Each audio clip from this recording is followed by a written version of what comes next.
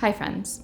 Halloween is my favorite holiday, in part because, as I've talked about before, it's a holiday that celebrates tryhards. And despite my spooky aesthetics, I'm a true overachieving nerd kid at heart.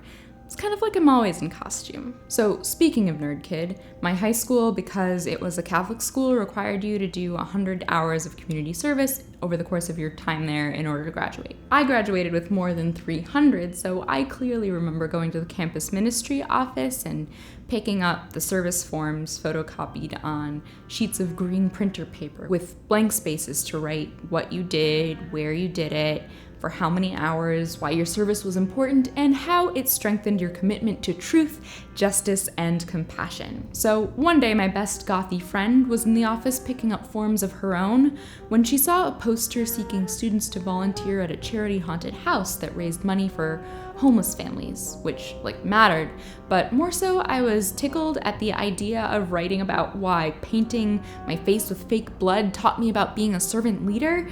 So I signed up. My dad dropped me off on a dark Friday night for my shift at the haunted house, and as the woman who was running the thing gave us a tour through the city park shelter fitted out with plywood walls and hallways and wispy fabric curtains as doorways between them, I could already feel myself getting spooked. I was the kid who would call my mommy to pick me up from sleepovers when the kids started watching horror movies. Also, I'm 5'4" with a voice that just goes all high-pitched and pinchy when I try to yell. I'm not scary. Under the all-black clothes and leather jackets, I'm a goddamn cinnamon roll. But now, it's my job to scare people, to fight homelessness. So my best friend and I put on some masks and smudge makeup on ourselves to look bloodied and bruised, and we get into position, which in our case, we're assigned to be in the first room that people go through when they come into the haunted house. We are their first confrontation with fear.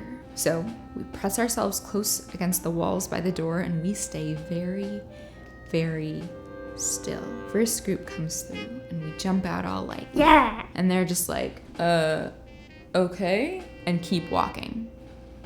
So after a few duds, we devise a new plan. We start poking around the room we're given to scare people in, and I pull up the couch cushions to realize the springs in the couch are entirely gone. So I'm gonna hide inside the couch and pop out of the couch cushions.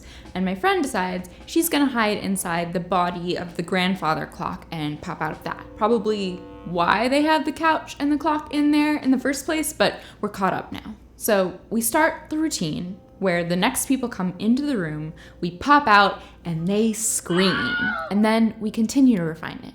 I pop out, they scream, and they start heading for the door like, yep, we're done with this scare. And then my friend would pop out of the clock and scare them again like, bitch, you thought. The timing became perfect.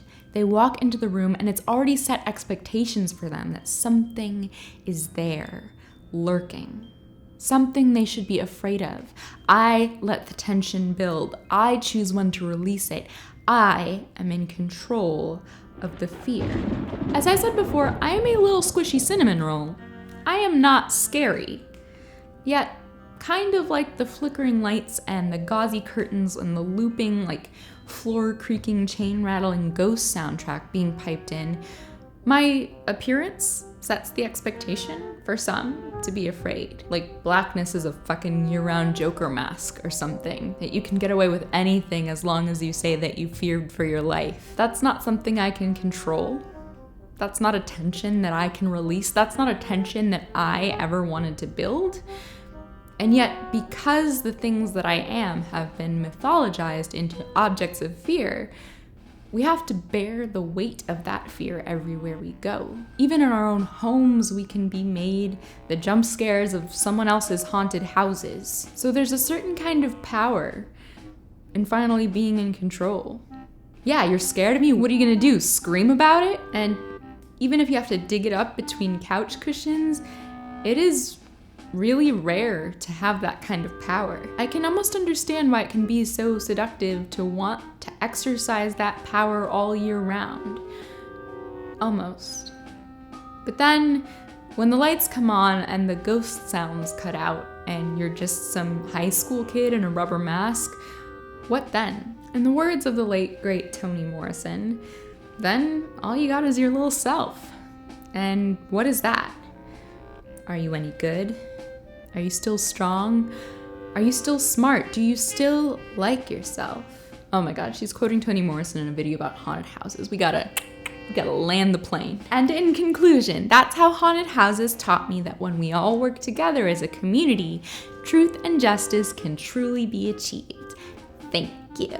Tell me in comments, what are you afraid of? If you like this video, there's a couple ways you can support me. One is by clicking the bell so that you never miss a future video, and the other is by checking out my Patreon and maybe pledging $1 a month to get some exclusive perks and help me make more of these videos.